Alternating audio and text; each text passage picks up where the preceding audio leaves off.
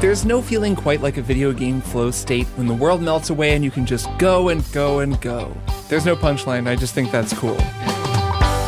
Welcome to Triple Click, where we bring the games to you. This week we're taking an unexpected detour to talk about the fabulous Octopath Traveler II and what it tells us about JRPGs and video game storytelling. Pick your starting character and let's get into it. I'm Kirk Hamilton. I'm Maddy Myers. And I'm Jason Schreier. Hello. Hello. Hello. Hello, everybody. Hello, my friends. Welcome back for another episode of Triple Click. For our first episode of March 2023. We are here. We've made it to March.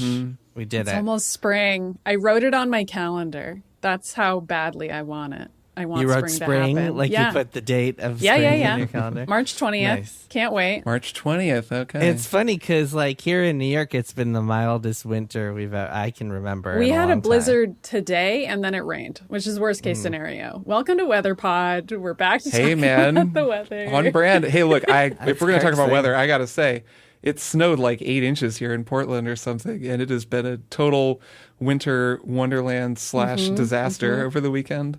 A lot of places closed down, a lot of ice on the road. That's the situation here. It's going to snow again for the next few days. So I'm just Aside we're from in today, it's been the mildest winter, is my point. So it almost feels like it's already been Well, spring. you can come over anytime. You want to build a snowman? We got it. We got the stuff for Can it. you sing that song? We got to a whole me? song that we could sing about that if we want to. Yeah, I would like to hear that. Jason, do you remember the song about that was about Destiny, where I was like, "Do you want to do a raid, man?" or something like that? Do you remember that? Oh And my I wound up God. writing all the lyrics of the whole song. Extremely good. Extremely Kind of good. appropriate. We're recording this on the day that there is a new huge Destiny expansion There coming out that I is. don't think any of us is going to play. Yeah, Maddy, Kirk messaged me. Is like, I kind of want to play it. I was like, I do resist kinda the Is that what wanna urge. this episode's Resist the about? urge. Just a hard pivot to us talking about Lightfall? Should we talk about that? Are Maybe. we? It's like we just described like a new brand of heroin that comes out every few Yeah. months, and we're like, No, should we get back really, into it really it? is. Guys, what do you It think? is. Heroin comes in brands, right? Is that anything? Well, I've got this new monitor on my PC, and Destiny looks really good in ultra widescreen. Okay, anyways, we're a listener-supported show. You support our gaming habit, however healthy or unhealthy that may be from week to It's week. healthy now. We're healthy. It is very healthy. We're very healthy lowercase g gamers here at Triple Click. We appreciate your support, and if you want to support us making this show, well, you can do so by becoming a Maximum Fun member at MaximumFun.org/join. There are no ads on this show, except I guess for the promos we run for other Max Fun shows, but you don't have to listen to us talk about, I don't know, mattresses or therapy apps or whatever. That's more of a thing you'll hear on other shows, not this one, because we're listener supported. So MaximumFun.org/join is where you can do that. And another way that you can support our show, we're going to be doing something kind of fun with this in the near future. But if you like Triple Click, if you've listened to Triple Click for a while and you have some thoughts on why you like the show that you would like to share and maybe have be shared on the show. Well, we would love for you to share that with us. So you can send emails to memberstories@maximumfun.org. You can also leave us a voicemail at a phone number that'll be down in the show notes.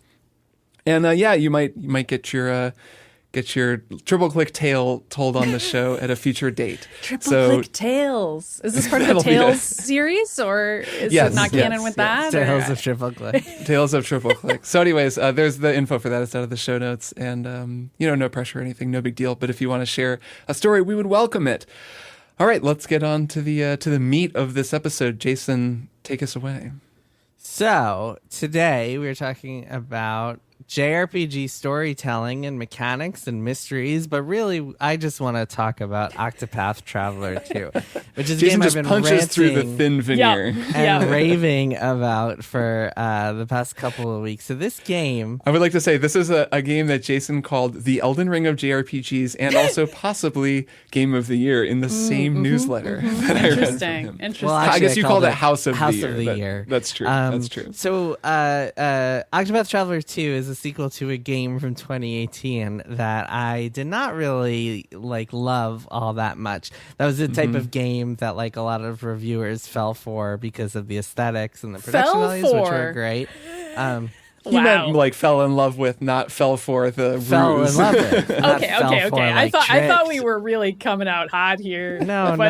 They fell for it as in they were enamored of it. The suckers. They got taken in by its wiles. It does have aesthetic wiles. A lot of reviewers fell for that game's production values, but structurally and it was kind of a mess. It was formulaic, it was grindy, it was monotonous. Octopath Traveler 2 fixes all those problems and more, and it's just a fantastic game for reasons that we will get into soon. But first, before we even talk about it, I want to introduce a new taxonomy. Oh man! I believe finally it's been a minute. We're overdue for a new taxonomy. Kirk and Maddy, I have a thesis to share with you two. I believe that all video games can be summed up as either one of two things. They are either action or adventure. Gameplay, story. There we go. They can either be flow games or thought games is the way that I like to put it. I like this. They can also, most games or many games also really take, parts of them are one and parts of them are the other. And a flow by flow game, I am of course talking about the kind of instinctive, action-y kind of flow state that a game will put you in, whether you're just kind of sliding tiles in threes or jumping over mushroom Goombas in Super Mario Brothers, or I don't know, hack and slashing in God of War. And of course, by thought, I mean the actual decision making and giving things thought, stepping back and saying, hey, I want to think about this for a second, whether that's I don't know, trying to solve puzzles in Professor Layton, or making up strategies in Tactics Ogre, games that make you step back and think, picking what to do next in Civilization. And obviously a lot of games, probably most games, mix the two and have different parts that are flow state, different parts that are thought state. And I think JRPGs specifically tend to be more about flow state. A lot of kind of turn-based battles systems, even though they ostensibly would require you to have some strategy, most of the time you're just kind of like going through the motions, either mashing the fight button or just kind of like, if you're on a boss, maybe mashing the fight button and then also healing occasionally, but really you're just going into the flow of it. And that can be enjoyable to an extent, but also a lot of the time in JRPGs, you're also just kind of like going through the motions. You're walking to a town, you're going up to people, talking to people. You're not really thinking a lot as you do it. You're just kind of going through the flow. And again, that is a certain type of gameplay. I don't think it's a problem. But I found personally over the course of my gaming career, so to speak, that I really like games that have an emphasis on the thought, or put kind of at least blend the thought in with the flow to the point where you really feel like you are making decisions constantly. And the games that I enjoy most, with the exception of threes, tend to have thought in some capacity. When I think about recent games, for example, maybe The Case of the Golden Idol, that's entirely thought. Return of the Obra Dinn, that's entirely thought. Outer Wilds, that's a lot of flow because the exploration itself is flow, but the game itself and trying to figure out the story and the mysteries and stuff are all thought. Elden Ring, that's a really good example of a mix of flow and thought. I was thinking of that as my next example. The action itself is flow, but the story stuff and the mysteries and the exploration, you have to spend a lot of time thinking in order to piece everything together. So I bring all this up to say that one of the reasons, really the main reason that I am so in love with Octopath Traveler 2 is that it blends those two together in a really smart way, in that thought is prioritized over everything. You are constantly making decisions and having to think about how to proceed. So when you're in combat, you always have to think, because of this unique break system that we'll get into in a little bit that makes you just be making decisions constantly. And then when you're outside of combat, instead of, as in most JRPGs where you might just go and explore a town and talk to everybody and then move on to the next town, you actually have to do a lot of thinking, because you run into all these side quests that, yes, Kirk, I called the Elden Ring of JRPGs in a recent newsletter, because these side quests give you kind of a couple of breadcrumbs and then expect you to follow the trail to find Hansel and Gretel or whatever, to take the analogy to the next level there. They create these little mysteries that you have to think about, and they're really fun in that way. So I think that kind of using that as a taxonomy to analyze games like this helps me at least understand why I enjoy a game like this so much, because it feels like it's constantly just requiring me to use my brain. And I find that with games that are flow, I kind of bounce off of them a little bit more quickly. Certainly I'm not spending 60 hours sinking into a game that is entirely flow the way I have with Octopath Traveler 2. So yeah, I'm curious to hear, well, so Kirk, you've played a little bit of it. I'm curious to hear what you think of the game, first of all, from what you played, and whether you think my thesis holds up. Yeah, I'm interested in your thesis. I mean, I've played 4 or 5 hours of the game. I like it. I think it's really cool. And we can talk some about why. But I actually, I want to focus a little on this flow versus thought thing. It's almost like two different gears that you get into when you're playing a game. Like you've acknowledged, right, that most games aren't entirely one thing or the other. And that is true for most of these taxonomies that we've done, right? There's overlap. Some games kind of lean more in one direction than the other. And then some extreme examples are like really far in one way or the other. But it is like how much a game shifts between those two things and how elegantly it does can be a big part of the enjoyment of the game. Elden Ring is a good example where you can play that as just a flow game. I think there are people who they just flow, man. You just get in the zone and you're just playing, and there's kind of nothing impeding you from just going to the next thing and the next thing and next thing and exploring and kind of, you might get kind of stuck for a second because it's a hard fight or you're lost, but you don't actually have to engage too much with the puzzles or the mysteries for most of the game. Yeah, although the equipment, there's some thought involved in your strategizing in terms of equipment and items and skill. Right, but you know what I mean? Like, by and large, it's a pretty flow state kind of a game. You just 100%, play it and go.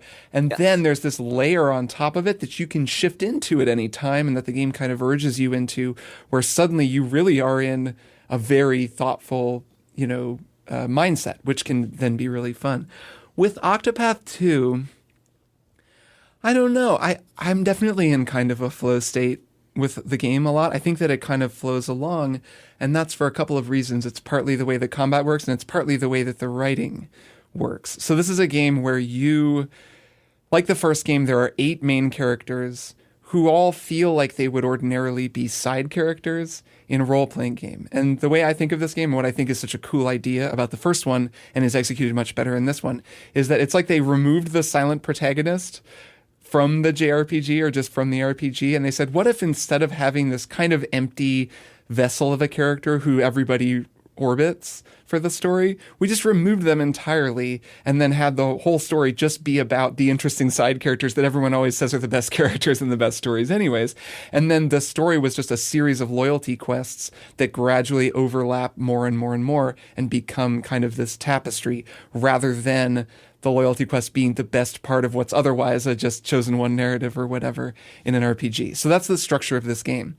And the first game I didn't love either. I played 3 or 4 of the Act 1s and then just kind of went and played something else.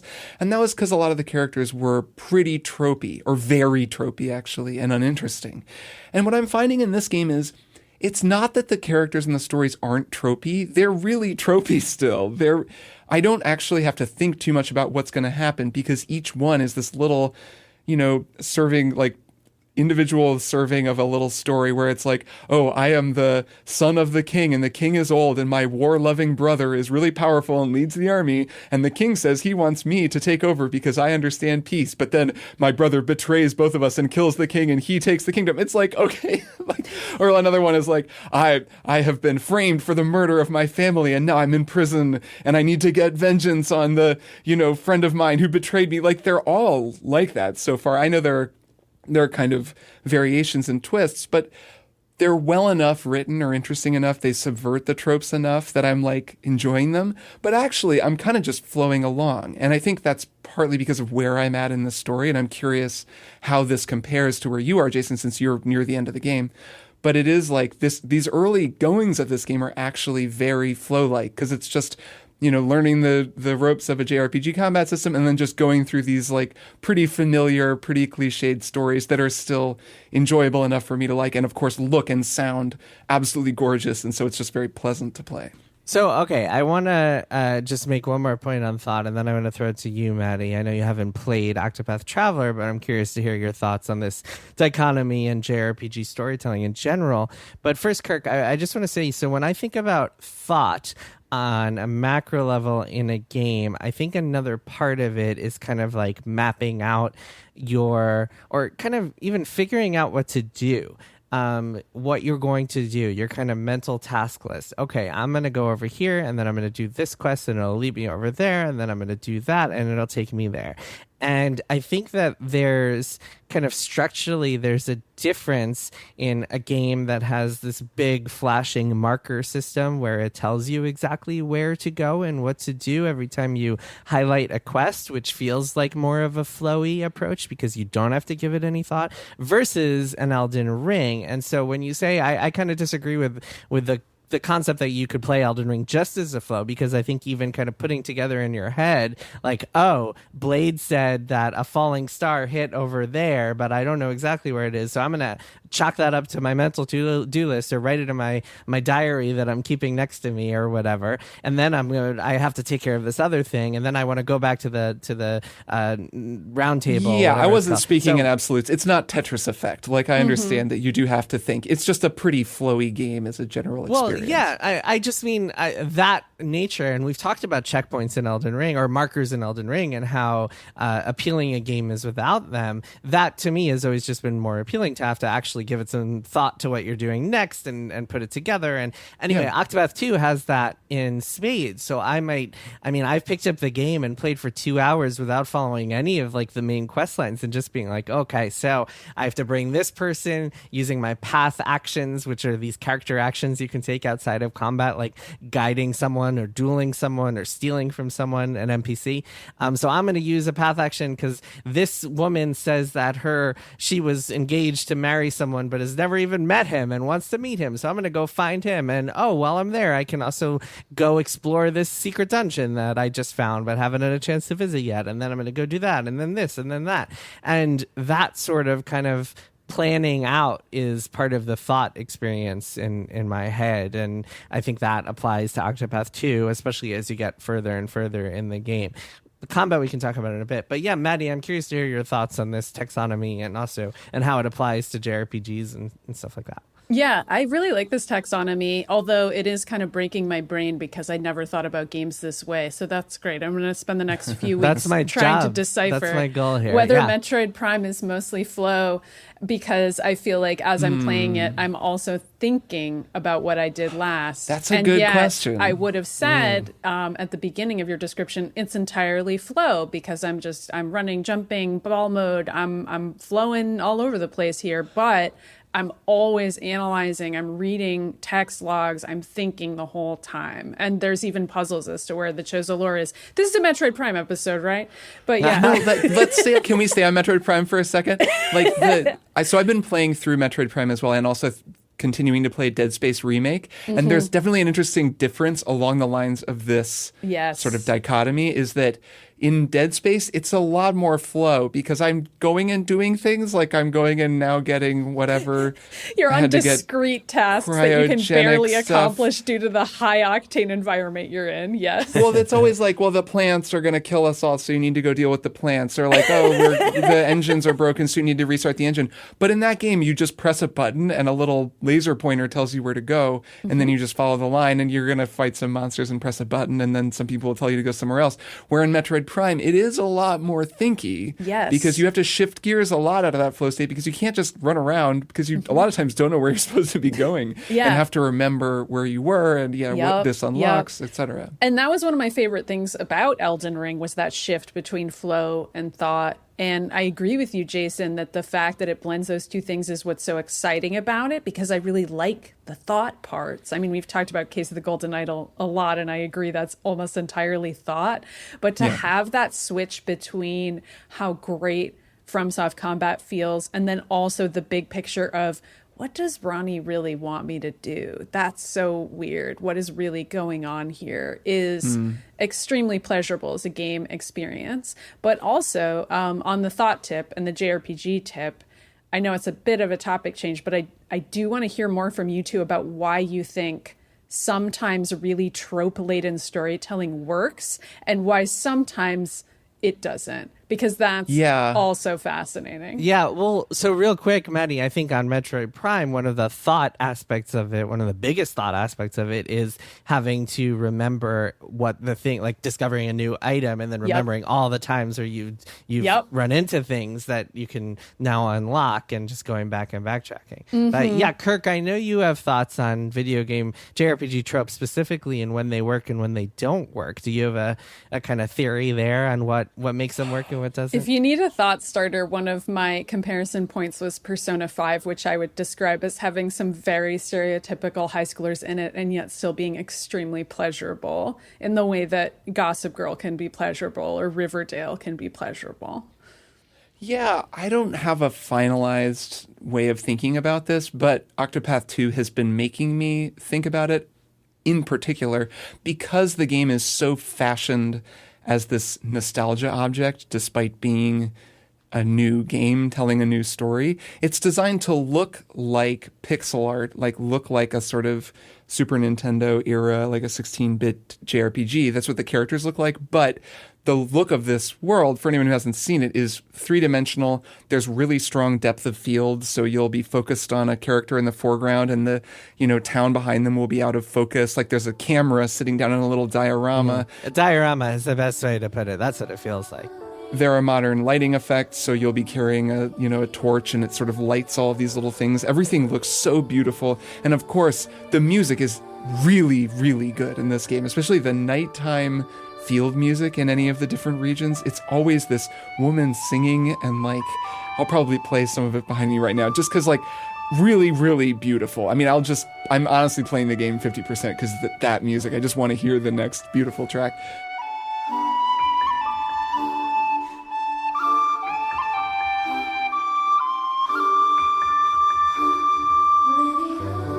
Hi everyone, Kirk here as I edit the episode. I just wanted to credit the composer on Octopath Traveler 2. It's Yasunori Nishiki, who is also the composer on the first game. And while I didn't love the first game, I did love the music, and I love the music for Octopath Traveler 2.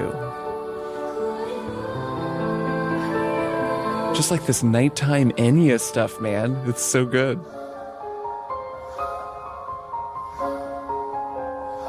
Okay, back to the episode.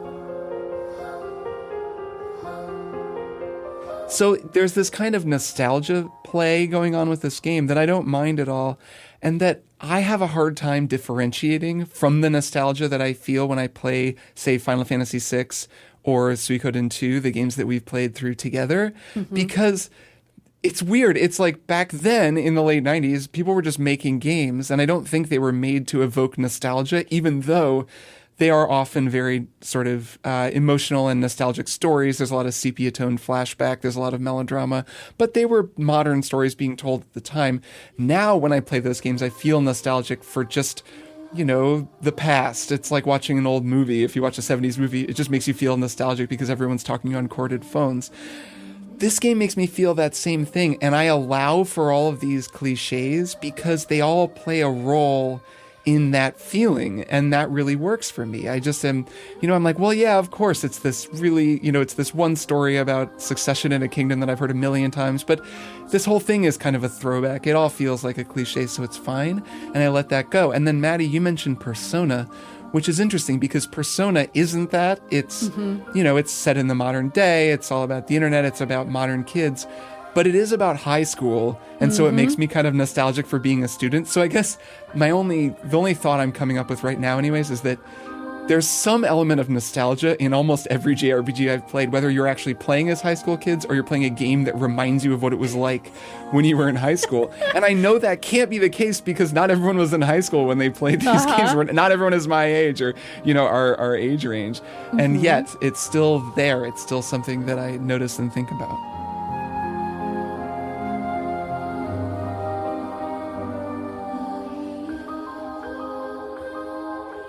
There's something to a party being similar to a clique, though. And when was the last time you were in a clique of 5 people? Maybe it was high school. I don't know. I can kind of. I'm in the triple clique of 3 people. Well, the triple clique. Well, yeah, that's three just people 3 of right us, here. But Yeah. So Kirk, I don't think Well, I'm curious to hear your thoughts as you play more, but I don't think that the main appeal of this game is those main stories. Like, the stories are fine, whatever. Sure. The characters are fun. But really, the appeal of this game, at least for me, is being in this world that just feels so vivid and rich with detail and beautiful and full of, like, these NPCs. That the thing I've enjoyed most about this game is just going around and using the path actions that let you see NPC descriptions and just seeing how all these people, because everybody has, if you go around and you use that path action on NPCs in any town, everybody has their own little personality and like twist or subversion or trope, and some of them connect to others. I mean, one of the highlights of this game for me was just getting to this new town, and there's a castle, and you go into the town, and there's this princess standing outside, and you talk to her, and she says something boring, whatever, it doesn't really matter, but then you check her description by using your path actions. And it's like, this princess, it's basically, this is me paraphrasing, but this princess has been surrounded by suitors for the past year, but she isn't interested in any of them. If only people knew that she was secretly in love with her childhood friend. And then you find the childhood friend, and again, this is all entirely just completely like random NPC detail. It has nothing to do with the main story.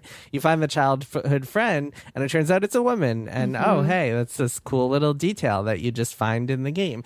And that sort of thing is everywhere. There are like probably 24 towns in this game, and each of them is full of NPCs with their own just like rich backstories and details. And then on top of that, you'll just find secrets like hidden all throughout the world map. Another one, and I'm sorry if this is spoiling things for people, but I just can't resist like sharing all this stuff. You can find this guy just randomly in the map, this little guy who is like a soldier, and his description, he's described, like his NPC name is described as like amateur story or soldier or training soldier or something. And Hikari, who's one of your characters, has this ability to duel with people. And when you talk to this guy, he says, I need to train. I wish someone would train with me. And so you use Hikari and you duel with him. And then after the duel, you can kind of cycle in this game. You just press a button to cycle between day and night. So after the duel, he's knocked out on the floor. But then if you cycle a day and then you go back to him, you'll see that he's no longer like a trainee soldier. Now he's like a training soldier or something like that. And if you try to duel him, he'll be a little bit stronger. And you can keep doing this. And he just gets stronger and stronger as you duel him more and more because he's like training. And again, this is just some random NPC. It has nothing to do with the main plot. And eventually you can get him so strong that he just kicks your ass. And then now he's arrogant soldier. And he'll be like, the trainee has become the master now. I no longer need you. And it's just so funny. These little details are just so funny and rich and just really make the game's world feel just like this incredible place that you want to spend all this time in exploring. Yeah, I mean, based on what I've played, I'm just reacting to what I've played. You know, I think it makes me think some thoughts about JRPG storytelling, but to kind of explain the structure of this game, the way that it seems to work based on what you're saying and what I've played, it starts out with a mostly undirected series of first acts that you can do as you build your party. And there is even some, like, thinking, I suppose, to use this breakdown in the beginning where you choose your starting character and then afterward, it's not clear what you're supposed to do. You're just sort of at the open world and you can do whatever. And then you realize, oh, if I just look at the map, it says where all the other characters are. So I guess I just go get them, and then you have to go get them. So there is already some, open-endedness. It's not telling you, okay, now go get the next person. They're right here. You could just get on a ferry and go across the ocean to the other side of the map and get a completely different person if they look cooler. And then as you play, you get more and more characters in your party. And then each character has a unique ability. And I know you explained this sort of, but to make it really clear to people, there are 8 characters, Octopath, and each one has this unique ability. Sometimes they change from day to night, and you can change it from day to night. They always do. So they all have different abilities. Okay, they all have different abilities at day and night. And but some of the abilities are similar, so they all do a bunch of core functions, and some of them cross over with one another. Yes. So there's crossover, and there's an ability that lets you learn things about a person, an ability that lets you get people to come with you, an ability that lets you steal things from someone or abilities from someone. Those are, that kind of thing. Mm-hmm. And this guy Oswald, for example, he's the one with the Count of Monte Cristo backstory where he's been wrongly imprisoned. Yeah, there's even some of that in his Act 1, where his ability is that he can, like, study someone and learn about them if they're, close enough to his level. And so you're in this prison and you have to learn about people. And it's very fun because you'll talk to a guy and he seems kind of shifty. And then you study him and you realize, oh, okay, this guy's actually a rat and he's been turning people into the guards forever. And that's really cool. So then out in the world, I can imagine how as you build a party, they become this multi-pronged puzzle solving sort of apparatus that I can adjust and move through the world. And while, yeah, you can go do their stories and learn what's going on with them narratively, the fun of the game, and it sounds like this is what I'm very excited about with this game, is that there are all of these little hidden puzzles that you can solve all these different ways with your cool little toolkit, depending on which characters you have and how creative you can be with their individual actions. The thing I want to throw out there, and this is for all three of us since we've all played this game, is this is true to the lineage of a lot of the JRPGs that we've played, especially Suikoden 2, right? I'm not like imagining this, that a lot of these opaque mysteries, these things where you go talk to someone with a certain person in your party, and then you come back later and there's something has changed and there are all these little hidden stories. Isn't this kind of very similar to what was going on in Suikoden 2? Yeah, to some extent. Suikoden 2, I would argue, is more opaque, and there's a lot more of, like, you kind of need to have a walkthrough. Really, all of this, I mean, a lot of this lineage can be traced back to the NES / like Atari / arcade days, back when they wanted you to buy the strategy guide and, like, call up Nintendo Power Hotline to get your clues for what to do next. That's why a lot of that stuff had esoteric secrets. I think this is a lot more fair in its side quests, although there's some that I still haven't figured out, or some little bits and pieces of the game that I still am trying to piece together. And that's why, I mean, you mocked, or gently mocked earlier when I called this the Elden Rings of JRPGs, but it's really similar in a lot of ways. And I think the secrecy, I only laugh because it's just a little bit Skyrim with guns. Like, calling anything the Elden Ring of anything just makes me laugh. I mean, I hope you saw some of the irony in that Substack newsletter headline.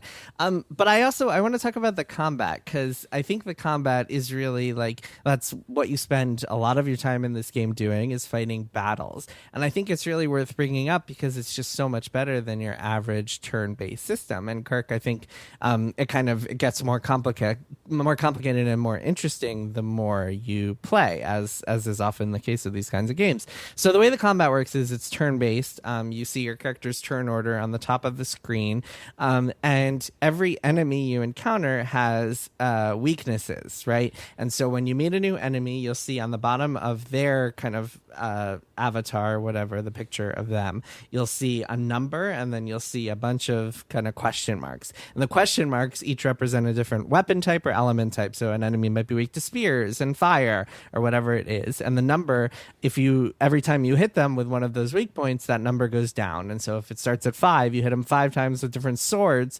and that's their weakness, then they go to 0. And when it hits 0, they're called broken, and they take more damage, and they're stunned for a turn, so they can't do anything on that turn, and basically they're just weaker. And so as you play more and more, there's also this whole boost system where you can, like, give your characters extra power or extra hits using a kind of a special currency called bonus points or boost points that go up every turn. And so as you go, this gets a lot more elaborate and complicated, because eventually you'll get to bosses where you really have to start thinking and doing less of the kind of easy flow state, like, okay, I'll just smash this random encounter with my dagger a bunch of times and that'll be it. And Kirk, it's worth noting that in the chapter 1s, most of the enemies you face are weak to whatever your character has. That's so it's obvious, a little more straightforward. So when you get to bosses, you have to spend a lot more time strategizing and thinking, okay, I'm going to break this boss on that turn, so I want to have my characters ready to go to do as much damage as possible on that turn, or else the boss will kick my ass on the following turn. So how am I going to do that? And oftentimes, if you're doing it right, you have to plan like 2-3 turns ahead, like full rounds ahead, in order to optimize that damage dealing. And there's a lot of cool ways you can do that with items and skills. You can equip each of your characters with like a sub job that gives them a suite of new skills. And you can combine them in really cool ways. And then all of your characters get these like limit breaks that they can do as well that also add cool new powers. Like one of the limit breaks, I think the dancer's limit break is you can turn any ability from just targeting one person to targeting all of the people. So all the enemies are all of your party members. And you could really break the game with some of the combinations here, which again is very reminiscent of Elden Ring. And with like that perfect combination of kind of like flow and thought, it winds up being that bosses are super fun and really fun to just break apart. I got my Hikari, the warrior character, dealing like 30,000 damage per hit when a boss is stunned, which is just super fun. It's just incredibly fun to break the game and know you did it because you were just planning ahead or like doing smart combinations or whatever it is. So I think that's worth noting as well with this game specifically, that's like a big part of the appeal. Maddy, have you played any JRPGs whose combat systems that you've actually enjoyed? And if so, what made you enjoy them? This is a trick question. Well, I mean... Kingdom Hearts doesn't count. I know. Well, see, the reason why Kingdom Hearts would count for me is because of the same reason that I like Final Fantasy VII Remake and why I will be sad if part 2 of that gets delayed, and I'm still really looking forward to it, is because anything turn-based, I don't know what it is. I just feel I have trouble getting immersed. Let's put it that way. I like some real-time combat to be happening in order for me to really get into it. Otherwise, I feel like I don't know. I can't stay focused on it. So that change is huge for me. But I will say, like, I got pretty far in Persona 5 because the way that game is set up, it still manages to feel like action matters and it's always happening. And I think some of that is sound design and some of that is also stacking of certain kinds of skills, which is not on the level of what you're describing, Jason, where you need to plan ahead that far. But there's still a little bit of planning ahead whereby you're like, okay, this person has certain kinds of attacks. If they do this, then the next character in line can do that to build upon the existing attack. And that's very delightful. I would still prefer it not be turn-based. Octopath Traveler 2. I think I might. It is very Persona-like in that sense, in the weakness sense. I think so. Although I think I would still probably never like the turn-based combat. The part of what you're describing that excites me is the Elden Ring storytelling of it all, which I really enjoy. And I think I would like reading the item descriptions and discovering stories and having that be its own reward. Like exploring is its own reward. I mean, I'm a fan of Metroid after all, and also Elden Ring. So that part excites me, even if the turn-based part doesn't necessarily. Mm-hmm. Yeah, I agree about Persona 5 in that the combat, it's so punchy, the animations and the sound design are so killer, and it automates some things that Octopath Traveler 2 purposefully de-automates, and it moves a little bit faster. But they're actually really interesting comparisons because, Jason, when you begin describing the combat system in Octopath Traveler 2, I'm sitting there thinking, okay, how would I be hearing this description if I hadn't played the game and had just played Persona? And it starts out, you're like, well, each enemy has different weaknesses and you want to hit the weaknesses because then you break them if you hit the weaknesses. And that's all. I mean, that is just Persona. Yeah, but there it's are super similar. But there are these crucial differences in that Octopath Traveler 2 makes you take, I think, time into consideration on a different level, which is pretty cool because in Persona, you break an enemy and they're down. And then if you break all the enemies, they're all down. And then you just get to do a ton of damage to them and then they're back up, right? That's the kind of the sort of fulcrum around which all the combat cycles is this: get them all down, do that big funny attack where they all jump on them and do a big cloud of melee, and then they come out and then you keep going. Or you beat them with that attack. Where in Octopath, what's cool is you hit them at their weak spot. A lot of times enemies don't immediately go down unless it's, like you said, at the very beginning when they're just showing you how it works. But even where I am, like a little later on, you have to hit them a few times, and it shows you how many times you have to hit them. Mm-hmm. So it gives you that information. So you're looking at the number thinking, okay, like Throne, for example, who's the thief character, her ult, which charges pretty fast, lets her do 2 attacks.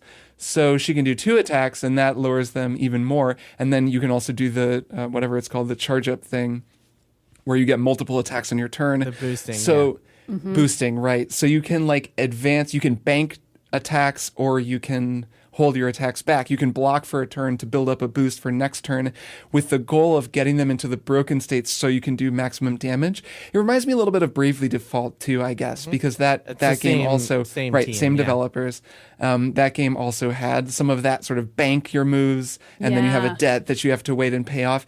I do really like that. I think it's a smart way to add a layer of complexity to a system that works basically like Persona's system, which is kind of an if it ain't broke, don't fix it kind of situation. It's a good fundamental system, and I like how they've adjusted it. Yeah. I will also say that one of the exceptions to my turn-based rule is Fire Emblem, because that also involves spacing, and also it doesn't necessarily have a time limit on a fight, but you can only take so many hits before you die, so it always kind of feels like the clock is ticking in a Fire Emblem scenario, and I would guess also a Tactics Ogre, haven't played it, but it's a similar turn-based scenario. And that, for some reason, still always makes me feel the fun kind of stressed out, and it kind of sounds to me like Octopath is borrowing from some of that, in that you're planning multiple attacks ahead of time. And in Fire Emblem Engage, you also still have the rock, paper, scissors of it all, where you're certain attacks are good against certain kinds of enemies, but I have to make sure the right enemies are in the right spot to do those attacks. That's very fun to me. It's the thought, the thought above the flow that really helps. It really is. I mean, it's these games all are adding thought layers on top of the flow, where Persona 5 really is pretty flow heavy. You have to think sometimes for bosses, but a lot of it is just the music's going, you're just fighting dudes, and it really is just like a flow. Yeah, I think so. That's a cogent point. I think with Persona 5, you're not really thinking a lot. I mean, occasionally you might have to decide, do I want to attack or heal with this turn? But most of the time, you're not really giving it that much thought. You're just kind of selecting the weak point, and that's the end of it.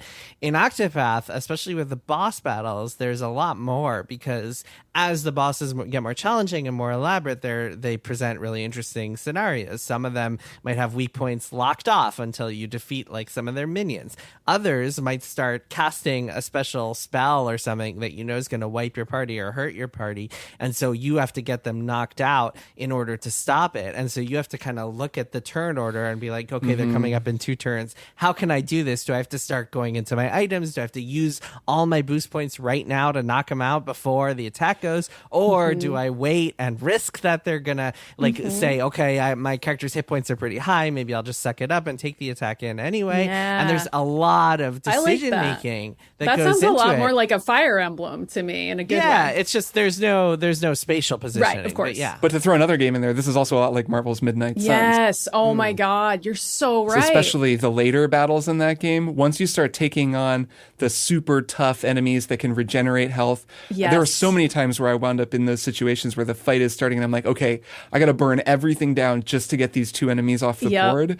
How am I going to do it? And then you wind up in this much more kind of min-maxy strategic thinking layer than just, all right, whatever, I'll attack the first few guys and we'll see what happens, which is, really pleasant, especially when a game can sort of manage that gear shift. It can pull you from one mode of thinking to the other effectively, which all of these games I would say do pretty well. Oh yeah. Yeah, it's really smart, and it's it's constantly presenting you with these decisions, and I think that's just what has made it so interesting for me and so good for me is it actually saying, hey, you have to think about what you're going to do next. You can't just go through the motions the way you would in most turn-based games or most JRPG combat systems. All right, you're kind of selling me on it. Maybe it's really good. It's a pretty cool game. I do really like what I've played so far. I'm really You'd digging really it. like the music. You'd really like the little descriptions. I think you might be tempted, Maddy, you might be tempted to skip all the cutscenes of the main character stories. Because the main character stories, that's not why I'm playing the game. I think they're fine. Some are better than others. I did skip a lot of Fire Emblem Engage cutscenes. So it's head and shoulders above Fire Emblem Engage for what it's worth.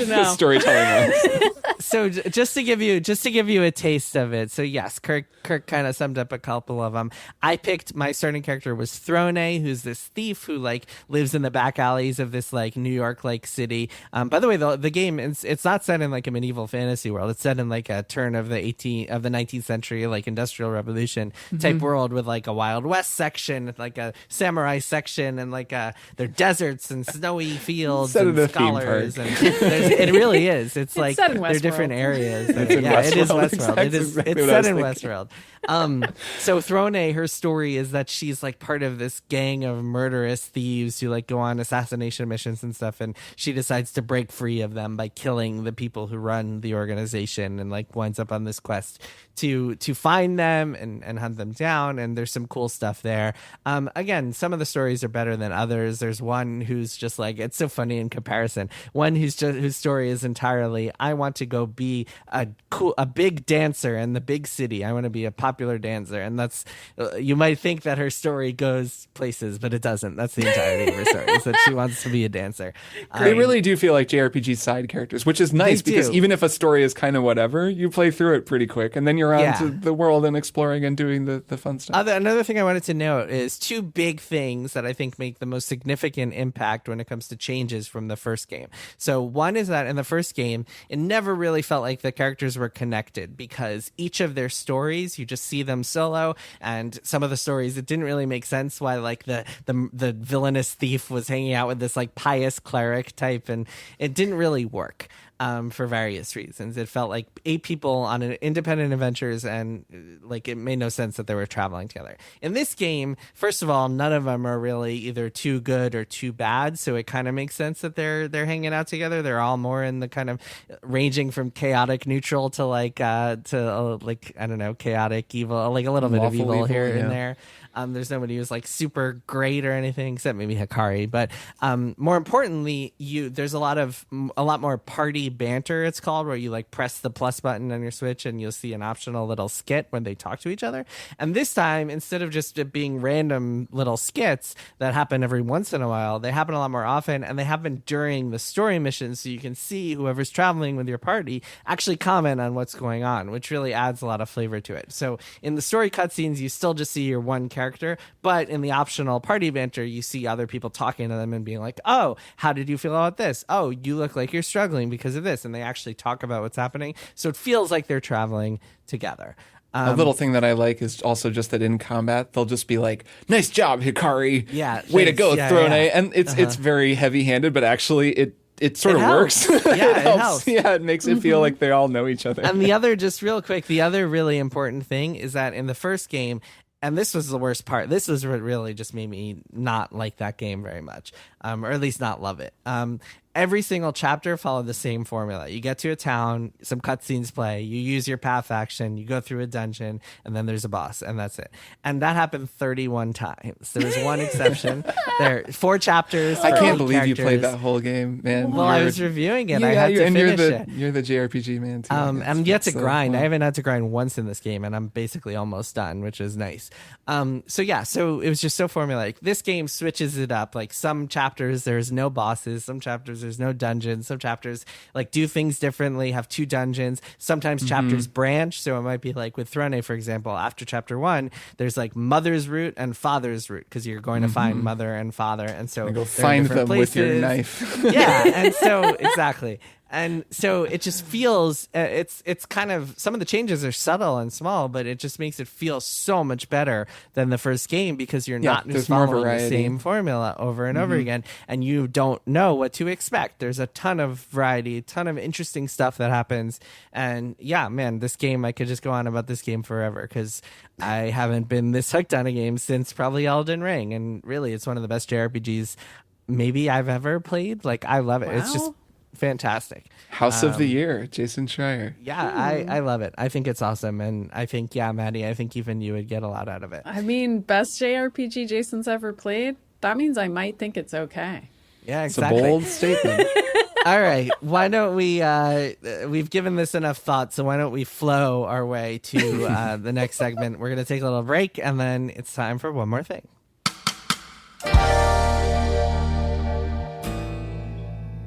If you have trouble falling asleep, try sleeping with celebrities. Tell me about your view of succulents. I'm not a huge fan. It's a different kind of sleep podcast. There are some real benefits to parking illegally. Featuring remarkable guests and unremarkable topics. There's 2 Orlando airports. From the creator of Depeche Mode with John Moe, it's Sleeping with Celebrities. Every week on Maximum Fun. Nighty-night, sleepyheads.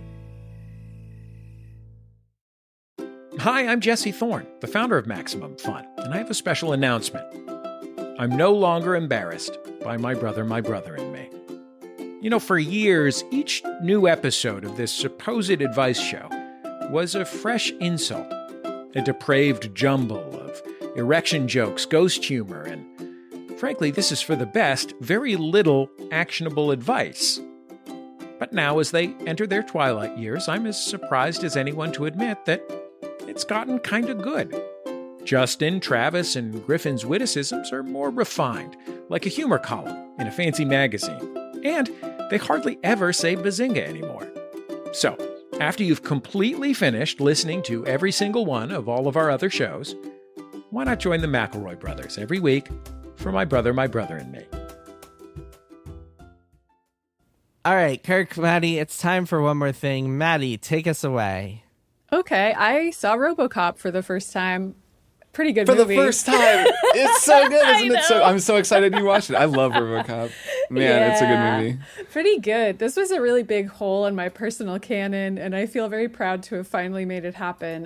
There's nothing Kirk enjoys more than like when people first watch classic 80s movies. I know. There's nothing I like more. So if I get to do it myself, I also True. it's like I'm completing my own sense of joy. It's one of the and great fulfillment. joys of life, for Yeah. sure. Yeah, I have some more classic 80s movies that I'm going to try to complete. We'll see if I talk about them on the show or not. If they're as good as RoboCop, I might. TBD. But RoboCop, classic sci-fi movie. Paul Verhoeven directed this, and I'm a big fan of his. I was really into Starship Troopers as a teenager. Still kind of my go-to example of satire if people want to understand what it is. And I have so much nostalgia for it, especially as like a teenager growing up during the War on Terror, the Forever War. And we all were surrounded by propaganda for that as teenagers or, 20-somethings. And watching Starship Troopers in that exact time period for me would just hit so right. And I think I would have really dug RoboCop then. I still liked it a lot as an adult. Already knew what the deal would be in terms of the militarization of the police force, depiction of this futuristic version of Detroit, and just the depiction of the future generally as being corporate controlled and like this private corporation controlling the police force, and turning a somewhat ordinary, cocky cop into a terrifying cyborg cop who you also feel pretty sorry for. Which I didn't actually expect. I kind of went in thinking RoboCop would be a bad guy, but he's not quite a bad guy. He's a sympathetic figure, and I thought that worked pretty well. I thought it was pretty fascinating. And I did want to shout out one of the simplest filmic techniques I've ever seen, but it really worked for me. So if anybody's rewatching it and they want to think about this, welcome to subtlety with all the weight of a huge axe landing on your head. The moment at the beginning when Murphy, who's the lead cop, human cop at the beginning, gets killed by a bunch of criminals, the shot position and the music is very similar to the moment significantly later in the movie when all the cops turn on him and they're all shooting at him. And there's so many moments where somebody is shooting at someone just like a comedic number of times. Like it's just really, I don't know, it feels like a Paul Verhoeven thing to be making violence comedic almost, like because of how extreme and absurd it is. And that marriage of those two moments really worked for me, where I was like, oh wow, like the cops are now presented as the same as the criminals. Again, axe-shaped subtlety here, but it still really worked for me. And I dug it. I liked it a lot. Read some good articles about RoboCop and satire afterwards.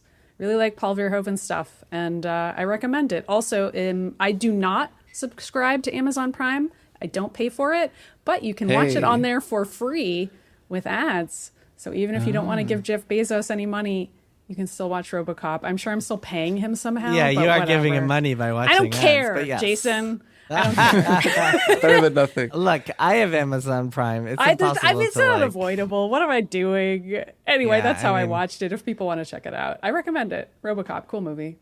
Cool. That's all. Kirk, what about you? What's your one more thing? I watched a cool movie too. It's a movie called Cocaine Bear, and you'll never guess what it's about. Is this, as soon as I saw that name and the trailer and everything about it, I was like, this is like them trying to recreate Snakes on a Plane for like the modern era. So, well, Snakes on a Plane is pretty recent. They're both the modern era. It's not that recent. It was like 15 years ago. Yeah, it's pretty long Hold on, ago. I'm going to look this up. Snakes on a Plane was 17 years ago, Kirk. 17. Wow, okay. 17 Time years flies. ago. So it's the same kind of idea, yes, but I would say a much more successful film overall and a really good time. So I'm sure everybody listening to this knows Cocaine Bear. I'm not on social media, but I'm guessing that there's a lot of Cocaine Bear on social media. This is based on a true story where a guy jumped out of a plane with a bunch of cocaine and then died on impact, or his chute didn't open, I can't remember. He dropped all the cocaine and they couldn't find all of it, and then it turned out that a bear ate a bunch of the cocaine and died. That's the true story. Yeah. And the filmmakers, this is directed by Elizabeth Banks, the wonderful comedic actress who now directs films. She directed, I think, Pitch Perfect 3 as well, but was the star of so many. You've seen her in everything. She's great. She directed this. And the question this movie asks is basically like, well, we know the bear died. But we don't know what happened before then, and also maybe the bear didn't die. And it sort of what would happen if the bear was an apex predator on cocaine? Right, and cocaine just turned a bear into a superpowered bear, which is basically the premise for this extremely, extremely silly sort of comedy slasher, animal attack movie along the lines of, yes, Sharknado or Deep Blue Sea or Snakes on a Plane. Though I watched Snakes on a Plane, I mean, it was a long time ago. Evidently, it was 17 years ago. And I remember thinking, this sucks. Like, this movie is nowhere near as good as the premise. This whole thing just feels like a bit that shouldn't have been made. And it was just kind of slapdash and not very satisfying. This movie is really entertaining. I went and saw it with some friends. Emily and I went to the theater. If you can see this in a rowdy theater full of people, it's really fun because everyone is reacting and because the movie is very much designed to be viewed that way. It's super funny. It's super silly. It'll be gross and ridiculous. And it's very, very funny. But it's also just a better put together movie. Like there's real work put into the special effects of the bear. They really kind of did it. The bear looks amazing and all the scenes with the bear are great. There's one set piece in particular that involves Margot Martindale in an ambulance with the bear chasing the ambulance and a bunch of people. The movie kind of peaks early. It's definitely the peak of the movie, but it's awesome. And it had just been a long time since I'd been in the theater for that kind of like, whoa, like everyone yelling and like laughing and cheering. And that alone was really fun. Is it really, you say it peaks early, does it really sustain across an entire movie? It feels like it should be a 20-minute sketch. It's a 90-minute movie. Yes, it does. It's a 90-minute movie. I wish that the climactic scene had been as great as the mid-film ambulance set piece. So it was like, that was a little like, if only they had the climactic scene be just as audacious and ridiculous. But yeah, no, of course, it's a 90-minute movie. You're sitting in a theater, you're having a beer. It flies by. It's great. It's like the opposite of, a 3-hour Academy Award nominated whatever drama. Like it's very much that kind of thing. And it's just funny to think the minute I heard about the movie and started talking about it with friends, I was like, this movie is going to destroy at the box office. It did. It had a killer opening weekend. I bet this coming weekend, there's a lot of people like me out there telling their friends, hey, if you want to have a good time, go see Cocaine Bear in the theaters. And it just seems like as much as the James Camerons and the Tom Cruises of the world are like, come to the theater for our big, amazing, impressive things, and as impressive as Top Gun and Avatar are, a big draw is actually a movie like this or a movie like Megan earlier this year. These kind of silly, comedic, gross out. I should note, we saw Megan a couple days ago, and that was part of why I watched Robocop, because I was just on that robot action movie kick. But Robocop's a lot smarter than Megan. Megan's really fun, though. I will say that. When it would, we're going to watch Megan too, and I bet it would have been fun to see in theaters. Also, Ray Liotta's last film, Cocaine Bear. Wow. Yes. It's a funny performance and of course a fitting role. Anyways, it's a funny movie. It's a good time. I'm sure everyone already knows about it, but I just wanted to kind of co-sign seeing it in theaters because there are worse things you could do with a Friday evening. Cocaine Bear also could have been the title of Ray Liotta's most famous role, Goodfellas. It could have just been called Cocaine Bear. This really is kind of a Goodfellas sequel. It technically maybe actually could be based on the character he's playing. Unclear. That's funny. Anyway. Cool. My one more thing is a book I read books while you guys watch movies. I don't have time. Such a sophisticated I need flashy man. images on screen. That's it. I just need cocaine and cyborgs. and That's robots me and Maddy. shooting people's arms. All I do blood. really is play Octopath Traveler 2 on the Switch. I'm like, I don't read books. No, I'm reading a book. It's really, really cool. It's called Tracers in the Dark by Andy Greenberg. Andy Greenberg is a reporter for Wired, I think formerly of Forbes. And this book is about these kind of people whose job or who have spent the past few years tracing down criminals in the crypto world, in the cryptocurrency world. For example, the Silk Road drug network, the people who traced down the guy who was behind it, this guy who went by the moniker Dread Pirate Roberts from Princess Bride. The book is all about like how they did it. And we meet some of these characters who did it, these people who are like into solving the puzzle of cryptocurrency and figuring out how you trace it, how you trace the blockchain. One of the characters he introduces early on is actually the person who like helped co-lead this research paper on how blockchain and Bitcoin is not, or Bitcoin specifically, is not actually anonymous, and how you can trace back like where the address came from, and you can't find like their name or personal details or anything. You can use that information combined with other information to potentially trace people, and how many like crimes that helped uncover. And it's really, really interesting because so much of it is just like fascinating behind the scenes stuff. There's a whole section about this like corrupt FBI agent who himself just like wound up like on the take for cryptocurrency stuff and like wound up using his position to extort the Dread Pirate Roberts and the Silk Road and like get money out of them, and really just fascinating stuff. And it sounds like they needed Robocop in this scenario. They did. They need crypto cop.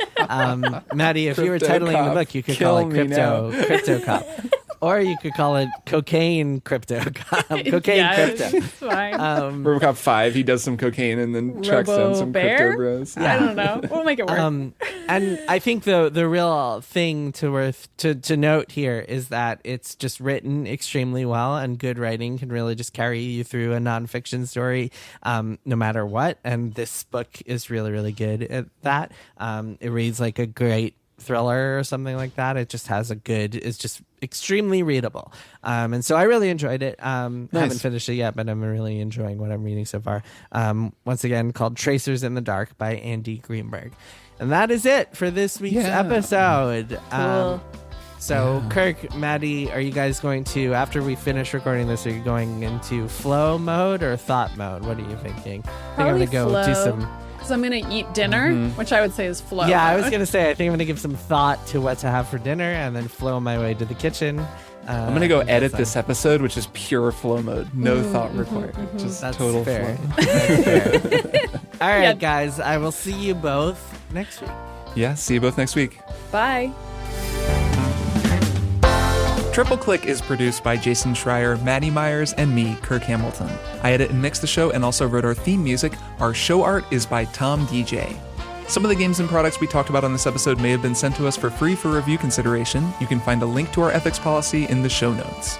Triple Click is a proud member of the Maximum Fun Podcast Network, and if you like our show, we hope you'll consider supporting us by becoming a member at MaximumFun.org/join. Find us on Twitter at TripleClickPod, send email to tripleclick@MaximumFun.org, and find a link to our Discord in the show notes. Thanks for listening. See you next time.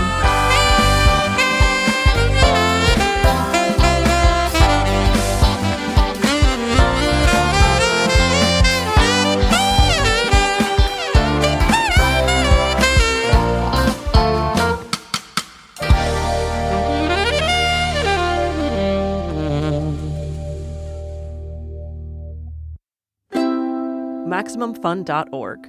Comedy and culture. Artist owned. Audience supported.